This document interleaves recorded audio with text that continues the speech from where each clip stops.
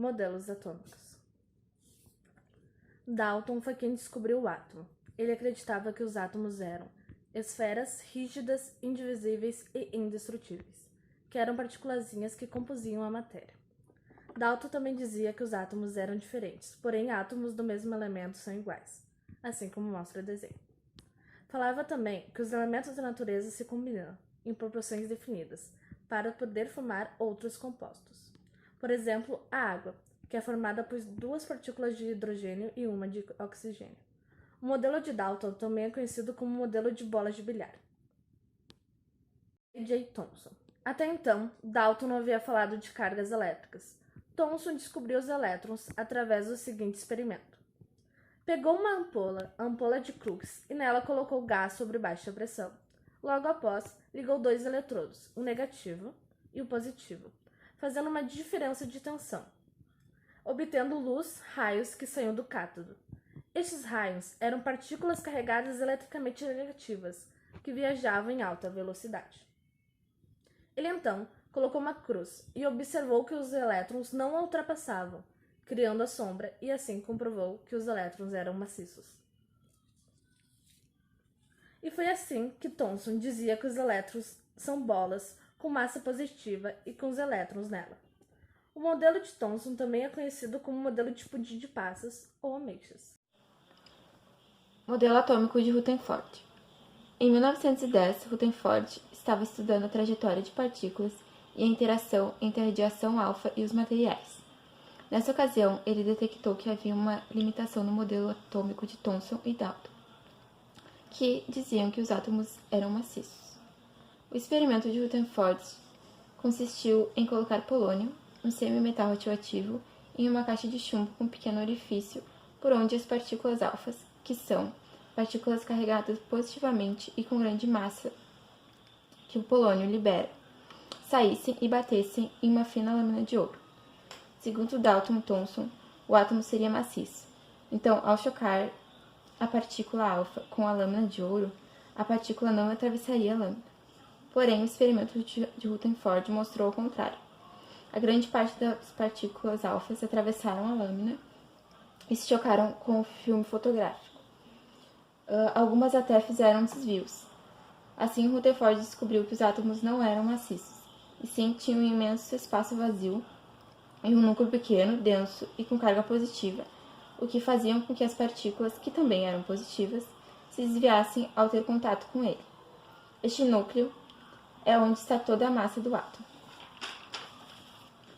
Rutherford também disse que os elétrons ficavam girando em torno do núcleo, na eletrosfera, onde se encontra a carga negativa. Este é o modelo atômico de Rutherford, também conhecido como modelo planetário. O modelo atômico proposto por Bohr consiste em um núcleo positivo e a eletrosfera. Ele deu continuidade ao trabalho desenvolvido por Rutherford, preenchendo as lacunas que existiam na teoria dele. Por esse motivo, o átomo de Bohr pode também ser chamado de modelo atômico de Rutherford-Bohr. Na verdade, o elétron emite energia. Quanto maior a sua energia, mais afastado ele fica do núcleo atômico. Mediante o trabalho que desenvolveu Bohr, obteve 4 princípios. A quantização da energia atômica. Cada elétron apresenta uma quantidade específica de energia. E os elétrons têm cada um uma órbita, as quais são chamadas de estados estacionários. Ao emitir energia, o elétron salta por uma órbita mais distante do núcleo, produzindo assim luminosidade ou luz, que foi chamado de fótons. Cada elemento produz um fóton diferente, uma luz diferente. Um maior exemplo seriam os fogos de artifício. Cada elemento produz uma cor diferente. Quando consome energia, o nível de energia do elétron aumenta. Por outro lado, ela diminui quando o elétron produz energia. Os níveis de energia ou camadas eletrônicas têm um número determinado e são designadas pelas letras K, L, M, N, O, P, Q. O modelo atômico atual é um modelo que envolve o cálculo da probabilidade, que é baseado em 2 princípios. O princípio da incerteza, que é impossível determinar com precisão a posição e a velocidade de um elétron no mesmo instante, o princípio da dualidade da matéria, que o elétron apresenta característica dual, ou seja, comporta-se como matéria e energia, sendo assim uma partícula-onda. O modelo atômico atual, ele aceita tais princípios. O primeiro deles é que os elétrons possuem carga negativa, massa muito pequena e se movem em órbitas ao redor do núcleo atômico. O segundo é que o núcleo atômico está situado no centro do átomo, sendo constituído por prótons, que são partículas de carga elétrica positiva, cuja massa ela é de aproximadamente 1.837 vezes superior à massa do elétron. E também é constituído por nêutrons, que são partículas sem carga e com massa ligeiramente superior à dos prótons.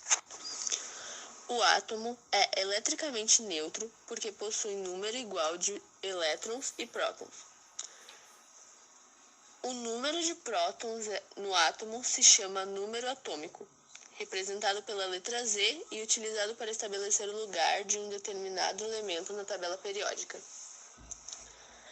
A tabela periódica é uma ordenação sistemática dos elementos químicos conhecidos. Cada elemento possui um número de elétrons distribuídos nos diferentes níveis de energia do átomo correspondente.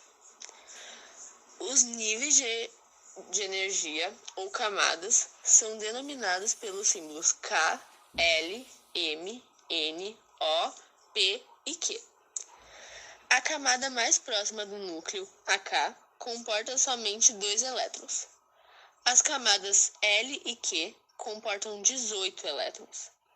As camadas M e P comportam 18 elétrons. E, por fim, as camadas N e O comportam 32 elétrons. Os elétrons da última camada são responsáveis pelo comportamento químico do elemento e, por isso, são denominados elétrons de valência. O número de massa, representado pela letra A, é equivalente à soma do número de prótons e nêutrons presentes no núcleo. No modelo de Bohr, o elétron descrevia órbitas bem definidas, enquanto o modelo atômico atual, a ideia de órbita está definitivamente abandonada.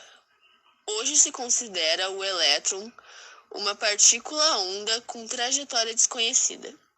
Nesse sentido, pode-se falar em nuvem eletrônica, ou seja, o elétron seria uma partícula com posição desconhecida, mas ocupando uma região denominada orbital.